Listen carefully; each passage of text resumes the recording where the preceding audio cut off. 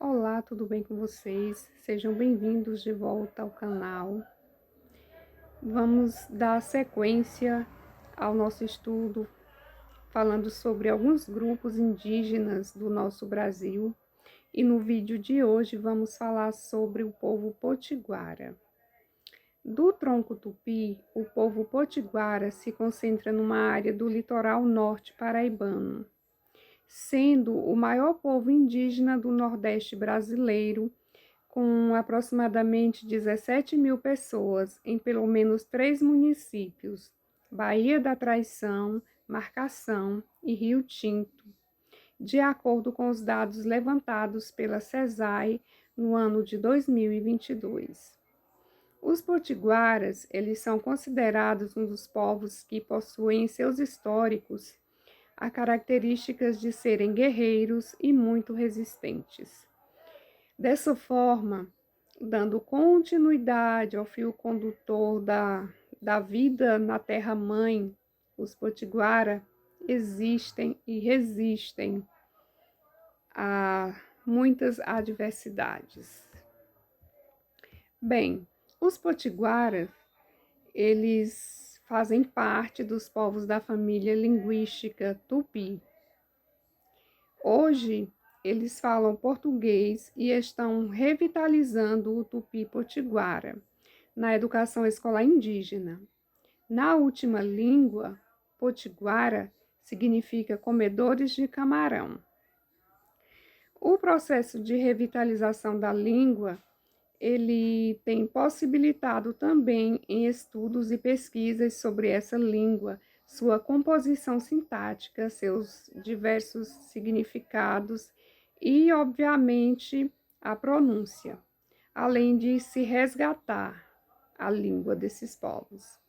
A exemplo dos estudos e atividades realizadas pelo professor filósofo e lexicógrafo Eduardo Navarro, e em parceria com outros professores indígenas, especialmente da disciplina de Tupi. Há um importante movimento nos potiguara atualmente para recuperar alimentos do Tupi e partir de informações do próprio povo. Além do Tupi geral, que foi aprendido nos primeiros estudos de revitalização da língua há cerca de 25 anos. E é isso. Como podemos observar em algumas fontes, como por exemplo no livro Tupi Potiguara Quapa.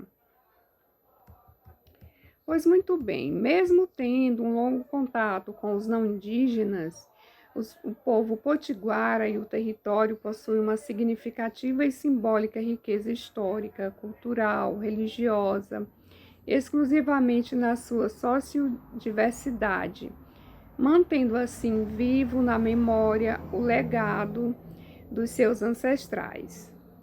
Apesar de herdar os resquícios da colonização, principalmente na Paraíba, um dos estados do Nordeste que enfrentou com os empreendimentos coloniais para a povoação e conquista de território, tendo provocado conflitos, embates e mortes dos povos indígenas que residiam na antiga capitania.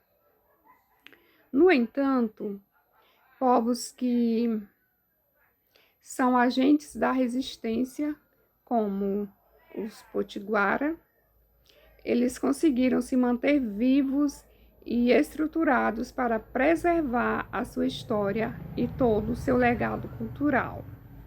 Mesmo não sendo perdidas por completo, passaram por algumas alterações que proporcionaram alguns desajustes.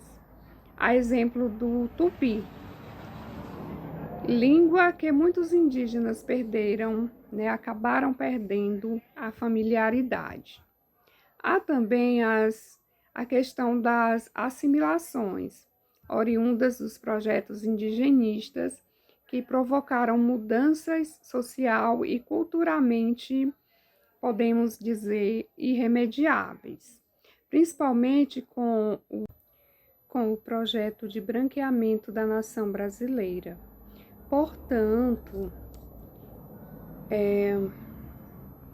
esses e outros problemas que acabaram afligindo toda a conjuntura dos povos indígenas podem ser compreendidos através dos estudos de autores como Estevão Palilotti, antropólogo e professor do programa de pós-graduação em antropologia pela Universidade Federal da Paraíba, que foca seus estudos e trabalhos sobre os povos indígenas do Nordeste brasileiro, e outros pensadores da educação indigenista ou indígena.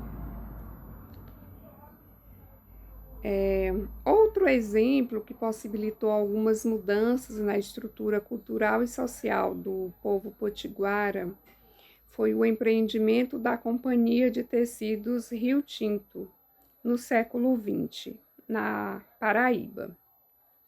Fundada pela família Lundgren, a filial se instaurou num território próximo às famílias potiguara, que moravam no antigo aldeamento de Montemor. E desta fundação provocaram diversos problemas e modificações para que fosse possível a criação de Rio Tinto, a cidade fabril. Portanto, realizando desmatamentos e outros diversos problemas ecológicos, essa fábrica de tecidos comunica uma visão triunfalista de industrialização, urbanização e modernidade. Sendo assim, este é um dos episódios da história do povo potiguara, estes que sempre lidaram com questões relacionadas a problemas fundiários, envolvendo casos de discriminações e preconceitos, possibilitando diversos impasses para demarcações e homologações das suas terras, tornando veementemente uma intensa forma de ação de etnocídio. Porém, o povo potiguara provavelmente é o único a habitar o mesmo território há mais de 500 anos, desde o contato com os colonizadores. Ainda falando de questões territoriais, o conjunto de aldeias constituem 3 terras indígenas, contíguas com limites definidos de 33.757 hectares, comportando inclusive 3 áreas urbanas: Vila Montemor, Rio Tinto, Marcação e Baía da Traição, além de existir um grande contingente de indígenas fora desses lugares, nos municípios vizinhos de Mataraca, Mamanguape, João Pessoa, Baié e Cabedelo. Das 33 aldeias que constituem o território potiguara, uma aldeia está fora de qualquer área regularizada: Taiepe. A área potiguara, demarcada e homologada pela FUNAI em 1991, se sobrepõe aos municípios de Marcação e Baía da Traição, cobrindo 25 aldeias. São elas: Aldeia São Miguel, Aldeia São Francisco, Aldeia Alto do Mambá, Aldeia Forte, Aldeia Acajutibiró, Aldeia Camaru, Aldeia Laranjeira, Aldeia Santa Rita, Aldeia Silva, Aldeia Benfica, Aldeia Tracoeira ou Traiçoeira, Aldeia Lagoa do Mato, Aldeia Bento, Aldeia Tramataia, Aldeia Camurupim, Aldeia Brejinho, Aldeia Caieira, Aldeia Estiva Velha e entre outras aldeias. Bom, a comunidade Jacaré de São Domingos, demarcada e homologada pela FUNAI na década de 1993, se sobrepõem aos municípios de Marcação e Rio Tinto, cobrindo duas aldeias, Aldeia Jacaré de São Domingos e Aldeia Cândidos.